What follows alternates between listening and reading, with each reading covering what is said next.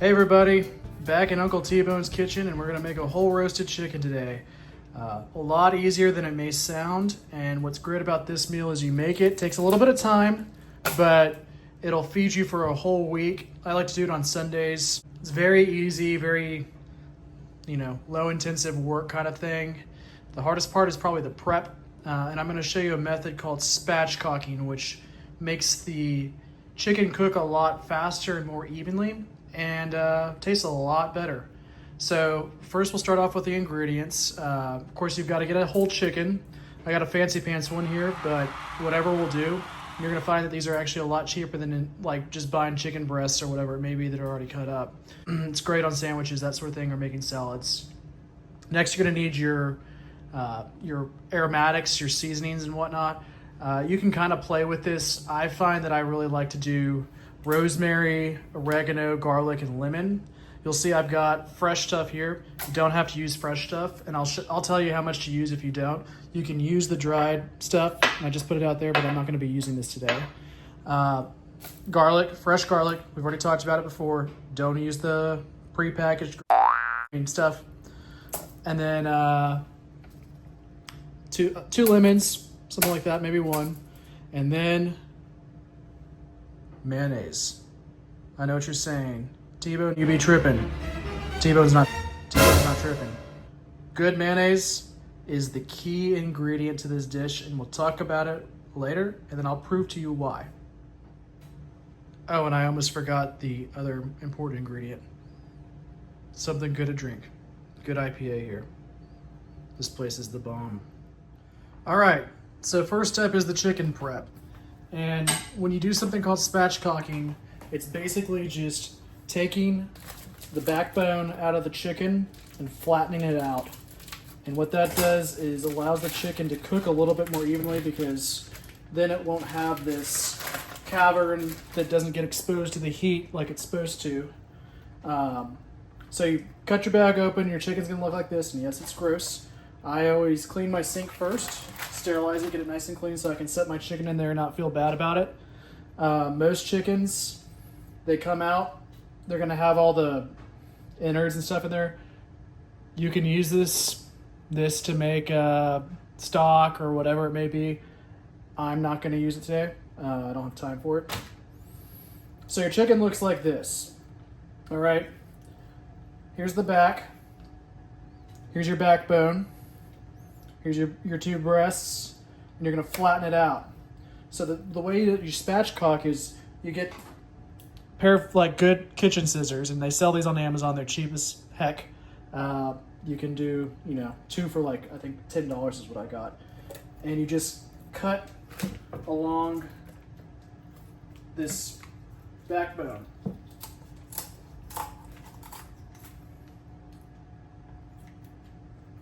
It's a little graphic, I know, but so you've got one side done, and then you cut the other side.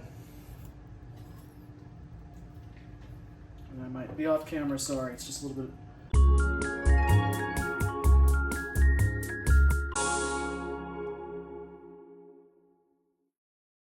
Your backbone's gone, and you can actually use it for stock too if you want to. And then what I'd like to do at this point is kind of give it a quick rinse with cold water.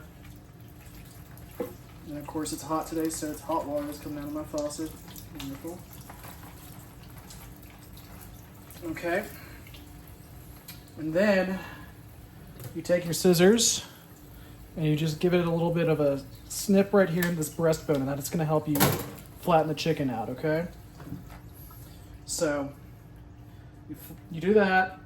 I don't know if I can see on this here. I'm gonna move you over. I've got a cookie sheet here that's got a wire rack in it, and I've put some paper towels in here to kind of absorb some of that liquid, and I just push down on it and flatten it out. And see, you got a nice flat chicken now. And then you take your wingtips, you just kind of stick them underneath too so they don't burn. And then take another couple paper towels and just dry this guy off nice and easy. You really want to get all the moisture out and off, because moisture means less crispy of a chicken. Okay.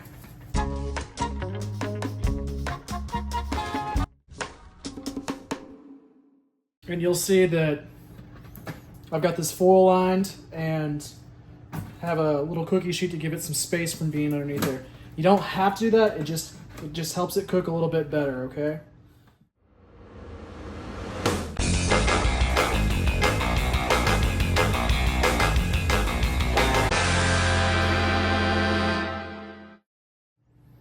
All right, so we were just talking about how it's important to get all the moisture out. And this next step is what you're gonna do while you're waiting or prepping all your other stuff. Oh, and one other thing I forgot to mention is at this point, turn your oven on to 450. If it has like a convection roasting setting, use that. If you've only got bake, that's fine too. Convection is just gonna help swirl that air around and get this a little bit crispier. All right, so you wanna pull as much moisture out of this as you can. And if you can do this beforehand, it's great. If you can't, it's okay also, but you just gotta salt this guy up a little bit. All over. I know it looks like a lot, but don't worry. And then just gonna spread it evenly all over this bird. All right.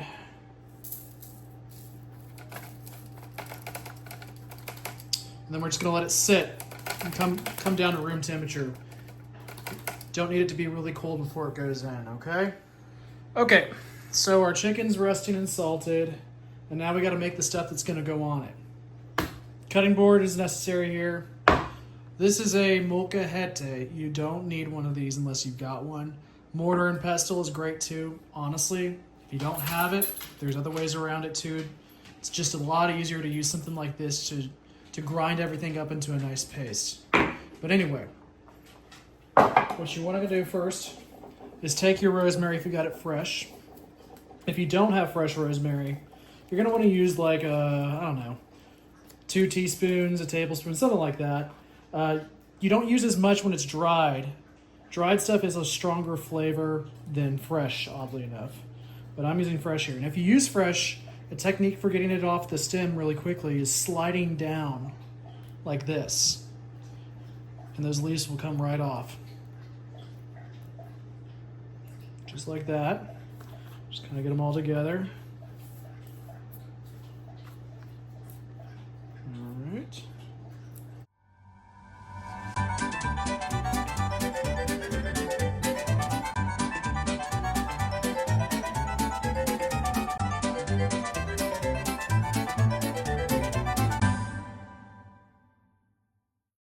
So what you can see here is I'm using about 4.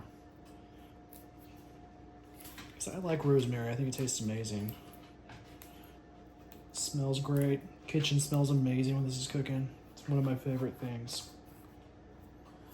And then I've got fresh oregano here too.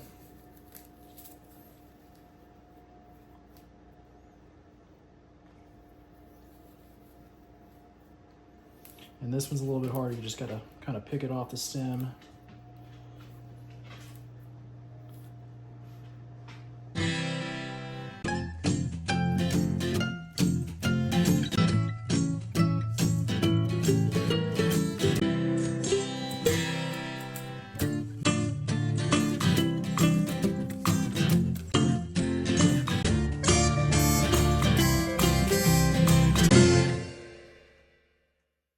So yeah, for both of these, if I was going to use my dried ingredients, I'd use about 2 teaspoons to a teaspoon, not too much because they're really strong. You don't need a ton. So then we're going to take them and just kind of roughly chop them up.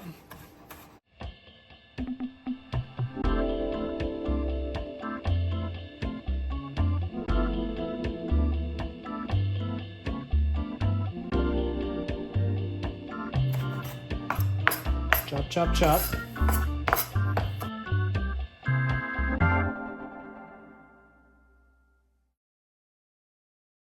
I'm probably not going to even use all this because it's quite a bit, but just kind of put it in your whatever mixing vessel, whatever pounding vessel you got. Put it in there. Yeah, what the heck. Might as well just use it all. All right. And then the next step is your garlic. We learned in our last episode that there are different ways to prepare garlic, and they all impart different flavors. Well, We're gonna be smashing this to pulverine anyway. Smithereens, pulverines, whatever. So, it doesn't really matter how we do this one because we're just making a paste out of it. Oop. Just want to peel again. Skins off. And you could actually, if you didn't have any for some reason, which you should always have garlic in your kitchen, you could use like a garlic powder, but garlic powder, not garlic salt. And that stuff is like potent, so no more than a teaspoon. Okay, so I love this thing. It's a garlic press. It's kind of a unitasker, but it's nice for this sort of situation. You just load up your garlic in here and then just press it in there. Scrape it off. Make sure you get all of it.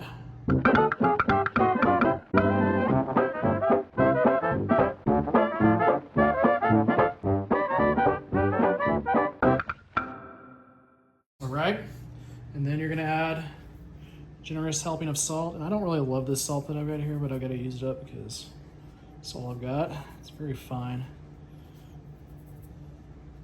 It's like snow. I don't know where this came from. Anyway, good amount of salt. Take your lemon, get the sticker off.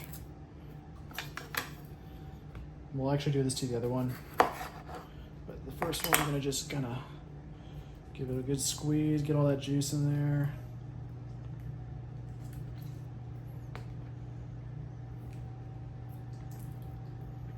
I'm making a mess over here. All right, so zest this guy, okay? You don't have to do it, but I like the flavor, and it takes no time at all. Just don't get any rind. So like one sweep like that is all you do. Just keep checking and moving, checking and moving.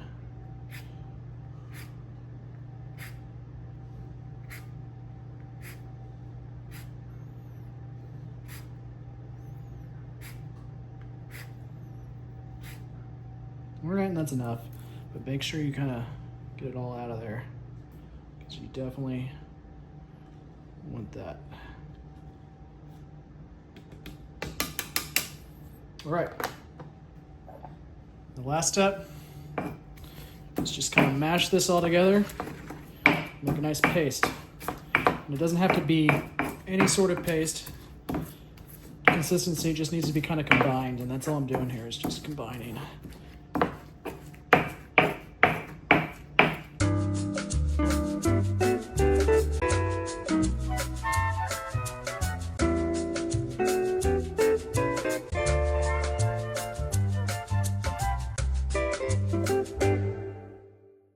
All right.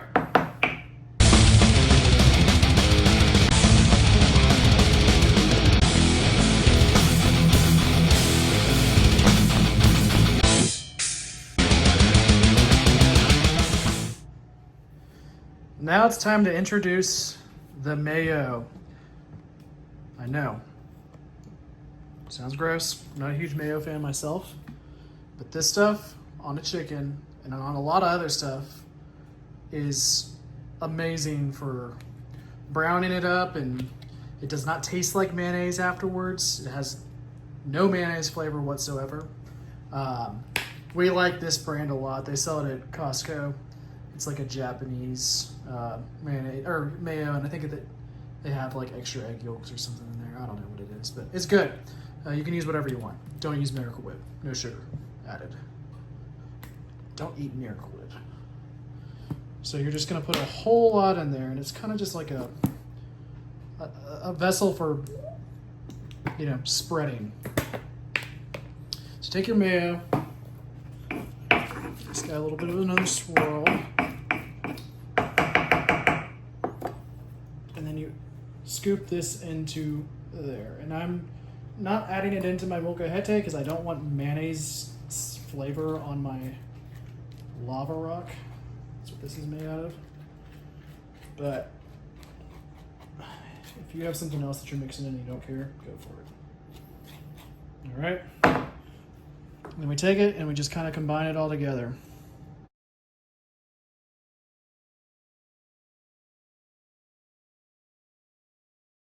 Oh, one final thing we should always add, cracked pepper.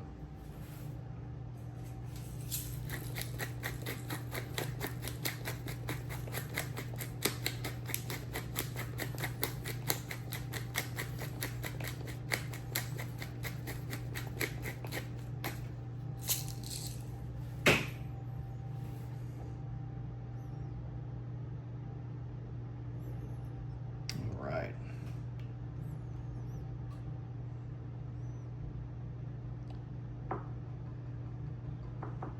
All right, on to the next step. All right, so we're back at our chicken, and you can already see, maybe not, let's see if I can zoom in here for you. A lot of moisture is already getting pulled out by that salt. So what I'm gonna do is dab that away. But first, one of the best parts about living with a dentist, you might say, oh, the free dental care. No, the free gloves.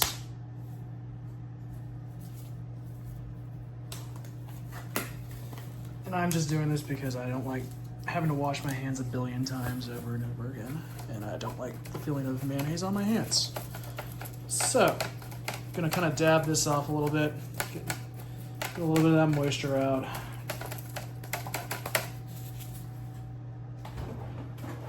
And then we're gonna take this and we're gonna put it everywhere on this. On top of the skin, underneath the skin, below it, all over. The entire thing gets coated. And I'm gonna use my hands because I think this is the easiest method to really ensure you do it. So just smear all over the bird. Generous, generous amounts. Don't be lenient. And that's why we used a lot, or we made a lot, because we don't want to have to worry about running out.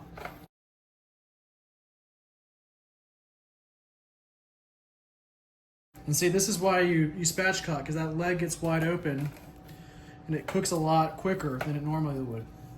And we'll talk about temperatures in a minute, but first we're gonna get underneath the skin. And I know this is gonna sound weird, but you gotta kind of like get in there and separate the skin from the meat, yep.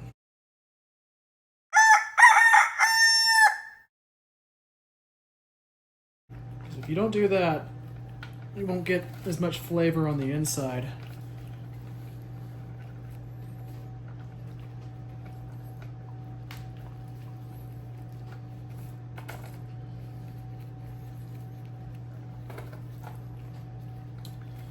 All right, spread that out.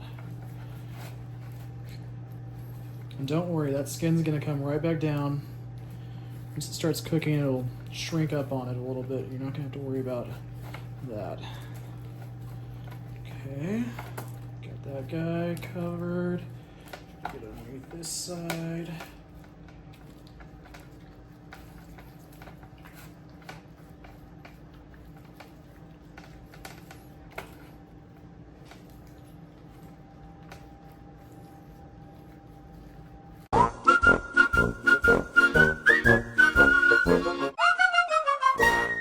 All right, so take your chicken, make sure it's set up right. They're all arranged. Get the wingtips tucked because they will burn. Skin spread properly. And then toss your gloves. And we're gonna go in the oven. But first, we're gonna talk about the oven.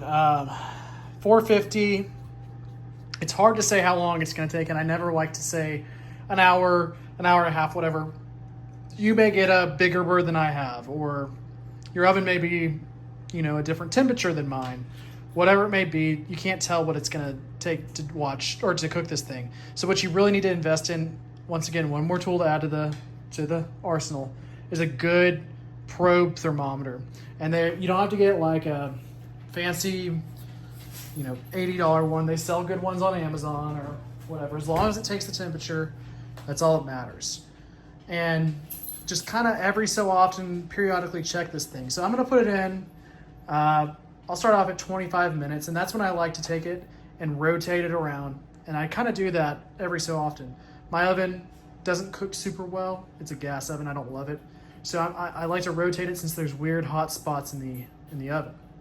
So what I do is I check the breast meat, and then I check the thickest part of the thigh. And you want this to get up to 170, and you want this to get up to 150.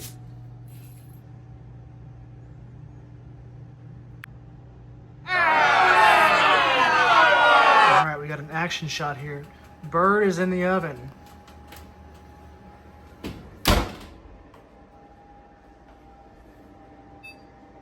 Up. Up. All right, we got another action shot here. So we're about 16 minutes in. At this point, this one's really bubbling. You can see she's coming along nicely. And at this point, I like to just give it a rotate. Just to make sure it's going evenly. And I'm not gonna even check the temperature of these thighs or anything at this point because I know it's not even close to being done. But you can see how nicely it's browning. So we're gonna give it another 20 minutes or so.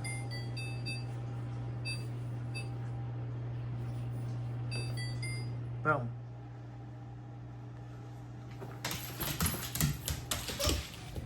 All right, so I've been sneaking a couple peeks at it and noticed my skin is starting to get a little browner than I like. And this can happen sometimes, so I lowered the temp to 425, but I'm also going to just go ahead and do a quick probe check at this point. Now, this is what I'm using, Sear On brand, something probably out of China. And it works really simply. You wait for it to turn on, and then you just literally, poke it in. So, back the camera up, and you know what? I'm probably gonna turn you off. Let's see if I can do this. Nope, you're just have to wait. Okay, so we probed our chicken in 2 spots, one in the thickest part of the breast and one in the thickest part of the thigh. The thigh was at about 150, so we got a ways to go, and the breast was at about 125. So still need to cook, but we can lower that temperature down and prevent the skin from really burning. And every chicken's a little bit different. Some of them have more fat in them than others, some, less. They're gonna brown up differently. It's just part of it. You just gotta keep an eye on it, and every once in a while check on it, okay? All right, so we're getting close to needing to rotate it, so we're gonna go ahead and take a look at her. And ain't she getting beautiful? Oh my. Action shot. Give it a rotation, and then I'll show you how to poke it. Make sure everything's on, and then you're just gonna find a good spot for it right here, all the way in. Wait for it to stop going down or going up. 122.5, so we're not there yet. Then right about here. Sorry about the camera. 151, so we're not there yet either. All right, so we probably need another 20 minutes. All right, probably the final check of this bird before we pull it. Let's get the oven mitt on. Come on down. Look at how pretty that is. You thought mayonnaise was weird. All right. Turn her on. 150. And 170-ish. So we're going to take her on out. All right. Oh, yeah. And kill our timer, kill our oven.